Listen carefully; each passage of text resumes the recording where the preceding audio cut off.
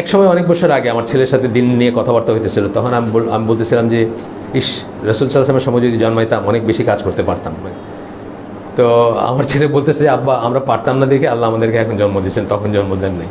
তারপর একটা ঘটনা বলতেছিল, ঘটনাটা হচ্ছে কি যে কেউ যখন অবরোধ করলো তাদেরকে 2 বছর বা এরকম 2 বছর বেশি, কেউ এটা আছে কতদিন সেটা এক্স্যাক্টলি একটা খেলাফ আছে। তো তখন কী করলো, গাছের পাতা খাইতেছেন, ঘাস খাইতেছেন, এরকম কেউ কিছু আয়না দিলে খাইতেছেন, এরকমই তো ব্যাপারটা। তো এক সাহাবী অন্ধকারে পেশাব করতে বসছেন। তো পেশাবটা পড়লে বোঝা যায় না কোথায় পড়তেছে, পাথরে পড়লে এক ধরনের আওয়াজ, টিনের উপরে পড়লে এক ধরনের আওয়াজ। তো ওনার কাছে আওয়াজটা একটু অন্যরকম মনে হয়েছে। তো উনি ইনভেস্টিগেট করে দেখলেন এটা হাফ ট্যান্ড, মানে ট্যান্ড পুরা ট্যান্ড না, মানে শুকনা করা না, হাফ প্রসেস চামড়া বা প্রসেস না, এরকম একটা চামড়া, মানে চামড়াটা এখনও নরম, টুকরা, চামড়ার টুকরা, পশুর চামড়ার টুকরা আর কি। তো উনি ওইটা ওইখান থেকে উঠায় নিয়েছেন, উঠায় নিয়ে ওটা ধুইছেন, ধুয়ে ওটাকে সিদ্ধ করছেন, সিদ্ধ করে ওটার পানি খাইছেন। আমার ছেলে আমার বললো যে আমরা পারতাম এটা, আমরা পারতাম না দেখে আমাদের আল্লাহ তখন জন্ম দেন। কথা ঠিক, এটাও কিন্তু আমাদের আকীদার অংশ যে রাসূল সাল্লাল্লাহু আলাইহি ওয়াসাল্লামকে from among the mankind Allah choose করছেন, আর তার সাহাবীদেরকেও আল্লাহ চুজ করছেন। এটা আমাদের মাথায় রাখবো যে we are not like them, আমরা তাদের মতো না।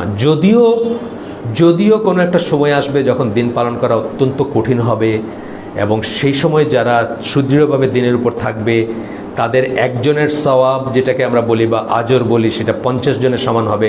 এই কথা যখন আল্লাহ রাসূল বলছেন, তখন সাহাবীরা জিজ্ঞেস করেছেন কাদের 50 জন, আমাদের 50 জন না ওদের 50 জন? বলছেন যে তোমাদের 50 জন।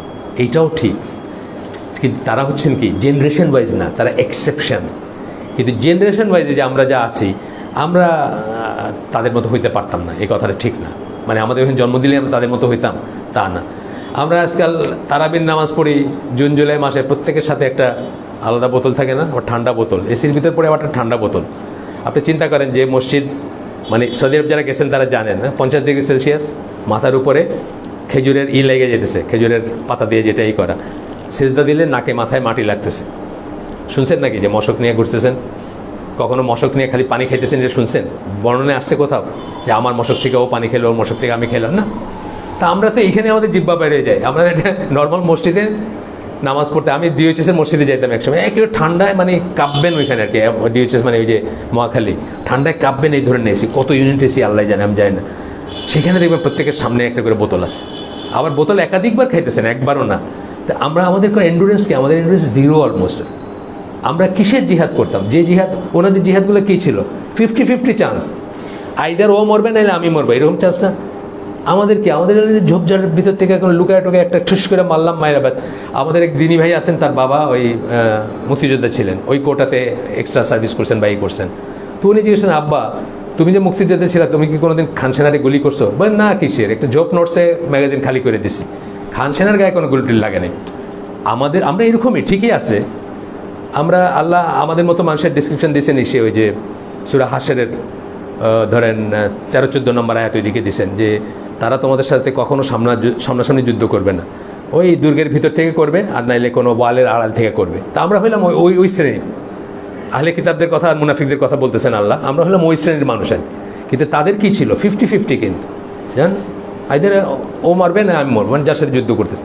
এই জন্য যখন ওই সিফিনের যুদ্ধের আগে পরে মুআবিয়া রাদিয়াল্লাহু আনহুকে বলছেন, আমর বিন আল আস ওই সাইডে ছিলেন, মানে মুআবিয়ার সাইডে ছিলেন, রাদিয়াল্লাহু আনহুর সাইডে ছিলেন, বলছেন যে এখানে তো মুসলমান মরবে যুদ্ধ হইলে, আপনি যান না আলীর সাথে করেন, মানে দুইজনের যে যুদ্ধ হয় ডুয়েল, আলীর সাথে দুইজনের যুদ্ধে আপনি করেন। তখন মুআবিয়া বলছেন যে আলীর সাথে কেউ দ্বৈত যুদ্ধে বাইচে আসে নাই ফিরে, তোমার শখ থাকলে তুমি যাও আর কি। দিস ওয়াজ দ্য এটা হাকিকত। তখনকার যুদ্ধগুলো এরকমই ছিল। যখন আলী রাদিয়াল্লাহু আনহু খন্দকের যুদ্ধের সময় আগে গেছেন, কী ছিল? 50-50 চান্স, আইদার ওই লোক মরবেন নাহলে উনি মরবেন, তাই না? এইটা হলো জিহাদ। আমরা যেগুলো বলি এগুলো হলো জিহাদ খেলা, জিহাদের ভিডিও গেম খেলি আমরা, মানে ওই ইন্টারনেট জিহাদ কি ফেসবুক জিহাদ আমরা খেলি না, মানে জিহাদের একটা রোমান্টিক একটা আইডিয়া আর কি জিহাদটা, ওইটা হলো জিহাদ, এটা জিহাদ না। এই ফেসবুকে আর জিহাদ করা এটা জিহাদ না।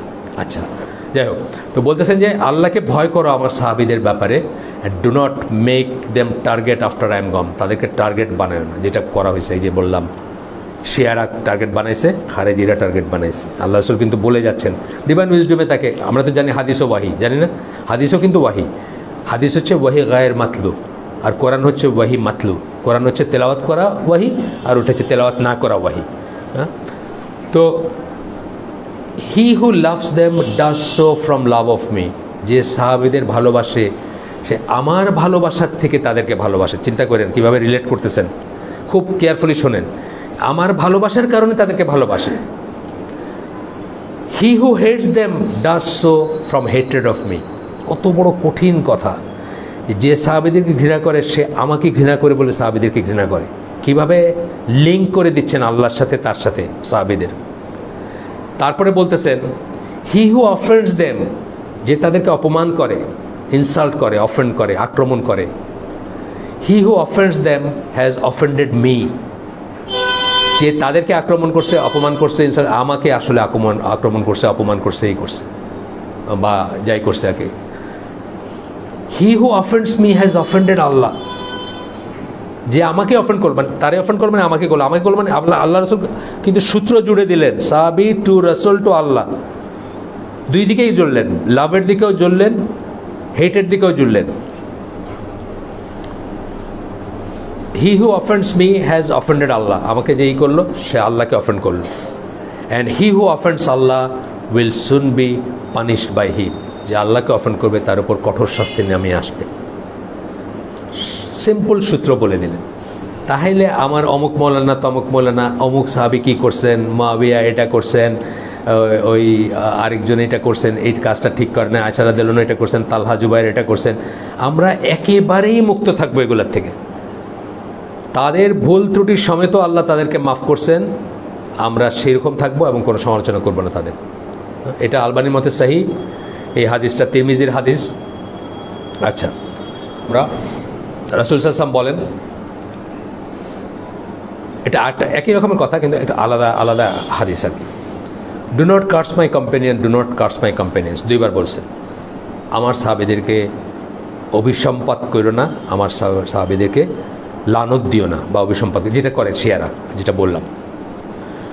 For by the one in whose hand is my soul, এটা রাসূলের একটা বাচনভঙ্গি ছিল, যার হাতে আমার প্রাণ তার শপথ। আপনারা শুনছেন, অনেক হাদিস শুনছেন। If any one of you were to spend equivalent of Mount Uhud in gold, ওদ পাহাড়ের পরিমাণ যদি তোমরা সাদাকা করতা, সোনা সাদাকা করতা, he would not achieve what one of them achieved and not even half of it. সাহাবীরা যা অর্জন করছেন তার মানে একজন সাহাবী যা অর্জন করছেন সেটা তোমরা অর্জন করতে পারত না, এমনকি তার অর্ধেকও পারত না। তার মানে কি বোঝাইলেন, যে তাদের একটা elevated sir, they are not like us. সোজা কথা, তারা আমাদের মতো না, তারা মানে, এবং আমরা অনেক সময় এটা অন্য একটা আলোচনার অংশ আমি বলতেছি, যেখানে what it means to be like the companions, ওইটা জুমার খুতবা। আসলে সাহাবীদের মতো হওয়া বলতে আসলে কী বোঝায়, তো ওইখানে একখানে বলছেন যে আমাদের কাজ যদি সাহাবীদের মতো না হয়, আমরা সবাই বলি আমাদের আকীদা সাহাবীদের মতো, আমরা সাহাবীদের মতো হইতে চাই, সবাই আকীদা সাহাবী। আপনার কাজ যদি সাহাবীদের মতো না হয়, তাহলে আপনি জেনে রাখেন আপনার আকীদাও সাহাবীদের মতো না। ওই যে আমরা বললাম বিশ্বাস অনুযায়ী কাজ, আর কাজ থেকে বুঝবেন বিশ্বাসটা কী। আমার এখন গেলে আমি যাবো নাকি 50-50 চান্স নিয়ে মরতে যাবো না, তাহলে আমার বিশ্বাস সাহাবীদের মতো না, ঠিক না? আমি ওই যে ওয়ালের আড়াল থেকে একটা ঠুস করে একটা গুলি করতে পারি বড় জোর, তাহলে আমার আকীদা সাহাবীদের আকীদা না। কথার কথা বললাম। আর এইরকম সাইফুল্লাহ ভাই একদিন বলতেছিলাম যে আমি সাইফুল্লাহ আমাকে যদি ওইখানে দাঁড় করায় দেওয়া হতো আমি কোথায় ভাইগে যেতাম। মানে উনি করতে বলতেছেন যে খালি মুখে মুখে জেহাদ কইলেই হইল নাকি, উনি বলতেছিলেন কোনো একটা জুমার খুতবায় বলেন। যাই হোক, এরপরে বলতেছেন, এখানে শেষ করে দিব নাকি দেখি, আচ্ছা 5 মিনিট। এরপরে বলতেছেন আহলুস-সুন্নাহ জামা বিলিভ দ্যাট দ্য সাহাবা as a group are divinely protected against agreeing upon error. Group সমষ্টিগতভাবে তারা ভুলের উপর একমত হওয়ার থেকে আল্লাহ তাদেরকে প্রোটেক্ট করছে। অর্থাৎ উল্টাটা বলি, ঐক্যমতের ভিত্তিতে তখন তারা যদি কিছু করে থাকেন সেটা একটা দলিল, বা সেটাও একটাই। আমরা কি জানি, দিন কোথা থেকে নিতে হবে? 5টা উৎস থেকে নিতে হবে। আমরা অনেকবার বলছি এইখানে, এই মজলিসে আগে বলছি। 1 নম্বর হচ্ছে আল্লাহ বলছেন, আল্লাহ অর্ডার করছেন কিছু করতে, মানে ইবাদতের কাজ করবেন, কোথার থেকে করবেন, কতটুকু করবেন। ইবাদতের কাজের মানে এটা একটা ফর্মুলা। ইবাদতের ব্যাপারে শুধুমাত্র কথাটাকে করেন, ব্যাংক করেন, শুধুমাত্র সেটা করা যাবে যেটার দলিল আছে, তার বাইরে কিছু করা যাবে না। আমি বললাম এই পিঠ চুলকাইলে সওয়াব হবে, আপনি বলবেন দলিল কোথায় আছে? দলিল নাই, পিঠ চুলকাইলে সওয়াব হবে না, শেষ। মিলাদ পড়লে সওয়াব হবে, আপনি বললেন আমার দলিল দেখান, দলিল নাই, শেষ। সেই দলিলটা আবার কোত্থেকে নেবেন? 5টা জায়গার একটা জায়গার থেকে। হয় আল্লাহ বলছেন, আদেশ করছেন, রসুল আদেশ করছেন। আল্লাহ আদেশ করেন না, রসুল আদেশ করেন না, কিন্তু রসুল নিজে করছেন কাজটা। 4 নম্বর হচ্ছে নিজে করেন নাই, কিন্তু তার সামনে করা হয়েছে, উনি চুপ করেছিলেন, নীরবে অনুমোদন দিয়েছেন, এটাও কিন্তু দলিল। আর 5 নম্বর কি?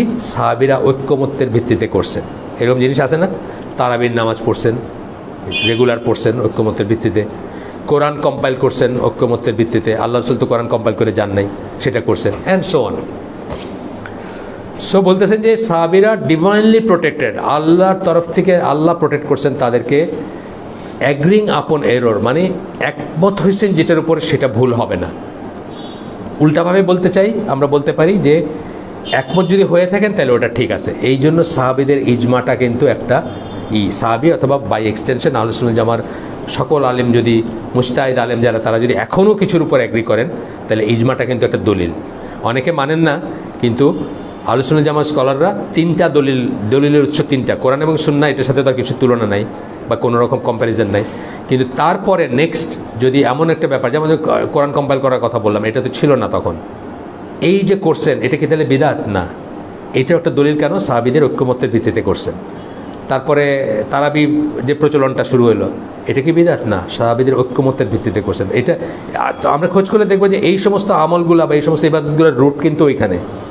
লিখে রাখতে বলছেন না রাসূল, লিখে রাখতে বলছেন, সংরক্ষণ করতে বলছেন, হাফিজ হইতে এনকারেজ করছেন, অ্যান্ড সো অন। কিন্তু জীবদ্দশাই করেননি কেন? তখনও ওয়াহি কমপ্লিট হয় নাই, শেষ দিন পর্যন্ত ওয়াহির পসিবিলিটি ছিল। এবং ওয়াহি কমপ্লিট হওয়ার পরে সাহাবীরাও প্রথমে যখন ওমর এসে আবু বকরকে বলছেন যে চলেন আমরা কোরআনটাকে করি, ইয়ামামার যুদ্ধে অনেক হাফিজ মরে গেছেন, উনি বলছেন না। প্রথম আনসারই ছিল নো। কেন না বলছেন? আল্লাহ রসুল যেটা করেন না আমরা কেন করবো? দিস ওয়ার দ্য, মানে কারেক্টই ছিল না। তারপরে ওমর রাদিয়াল্লাহু আনহু বোঝাইছেন যে কেন এটার উৎসটা, মানে রুটটা হচ্ছে সুন্নাতে, এবং এটার দলিলও আসছে সুন্নাত থেকে। আল্লাহ রসুল বলছেন না, আমার এবং আমার খুলাফায়ে রাশিদিনের সুন্নাকে আঁকড়ে থাইকে, বলছেন না, মানে তারা যেটা বলে গেছেন সেটাও সুন্নাহ। এই যে 2টা আজান দেওয়া হয়, আমরা এটা অনেক সমালোচনা করি ঠিকই। ইসলামকে দেখেন, ইসলামকে বলবে এটা যেহেতু একজন মানে ওই 4 সাহাবীর একজন করে গেছেন, যার কথা বলা হয়েছে যে খুলাফায়ে রাশিদিনের সুন্নাহকে আঁকড়ে থাইকো, এইটাও একটা ভ্যালিডিটি, যে কেউ যদি করে তার সমালোচনা করা যাবে না। 2টা আজান দেওয়া দেখেন ইসলামকে পড়ে, সৌদি আরবের ইসলামকেও। এটাও আমরা করলাম না, সেটা ঠিক, আমরা অপেক্ষাকৃত এসে গেলাম, কিন্তু ওইটার ওইভাবে সমালোচনা করা যাবে না। কিন্তু ওই আল্লাহ রসুল বলে গেছেন আমার এবং খোলাফায়ে রাশিদিনের সুন্নাহকে, একটা কারণবশত করছিলেন 2টা আজান, একটা কারণবশত করছিলেন। ওই সময় তার মাইক ছিল না, ওই সময় মদিনার বাজারে শোনা যাইতো না মসজিদের আজান, তো বাজারে গিয়ে আগে একটা ওয়ার্নিং দিয়ে আসো সবাইরে, ওইটা হলো ওয়ার্নিং আজান, আর এটা হলো রিয়াল আজান, বুঝছেন না? যাই হোক, তো আমরা একটু আগাই। এটাই শেষ হাদিস, এটা হচ্ছে সহি সুনান তিরমিজি, আলবানী মতে সহি হাদিস।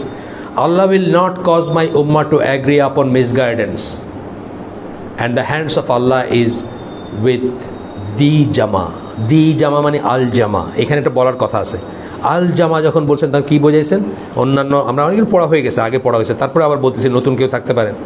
আল জামা যখন রসুল বলছেন, সেটার আবার আরেকখানে এটার পরিবর্তে কি বলছেন? আমি এবং আমার সাহাবীরা যে পথের উপর আছি, ওইটা সিরাতুল মুস্তাকিম, ওইটা আল জামা, ওইটাকে আমরা এখন নতুন টার্ম বলি আহলুস সুন্নাহ জামা, বিকজ আল জামা বলতে কিছু এক্সিস্ট করে না। তা বুঝাইতে হবে না যে আমি সাহাবীরা এবং রসুল যে পথের উপর পড়ছেন ওই পথের উপর আসি, এটা বোঝাইতে আমরা আহলুস সুন্নাহ জামা বলি। এটা বলা কোনো সওয়াবের কাজ বা সওয়াবের কোনো ব্যাপার না, ইবাদতের ব্যাপার না, বোঝানোর জন্য বলি। কারণ এখন বাশার আল আসাদও মানে রিলিজিয়নের করে ইসলাম তার, তাই না? ওয়েস্টার্নাররা সবাই তারা মুসলমান মনে করে, আমি কি মুসলমান মনে করি? না, সে আলিবার্ট শিয়া, সে আলী রাদিয়াল্লাহু আনহুকে গড মনে করে।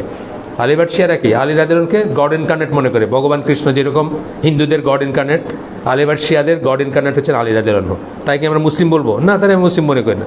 সুতরাং আমার বলার দরকার আছে আমি আহলুস সুন্নাহ জামা, আমি বাশার আল আসাদপন্থী না, এইটার জন্য আমরা বলি।